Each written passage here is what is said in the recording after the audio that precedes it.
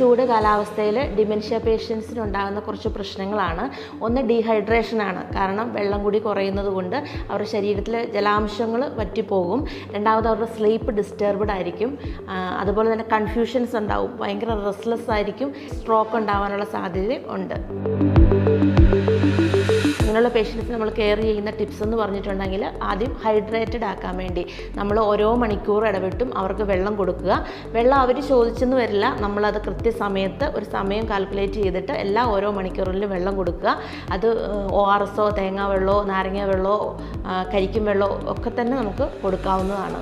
അവർക്ക് കൊടുക്കുന്ന ഭക്ഷണത്തിൽ നമ്മൾ എപ്പോഴും കഞ്ഞി, ഉപ്പുമാവ്, ഇഡ്ഡലി, പഴം, ബോയിൽഡ് എഗ്ഗ് അങ്ങനെയുള്ള സാധനങ്ങൾ കൊടുക്കുക. കൂടുതലും സ്പൈസി ആയിട്ടുള്ളതും ഓയിലി ആയിട്ടുള്ള ഫുഡുകൾ നമ്മൾ അവോയ്ഡ് ചെയ്യുക.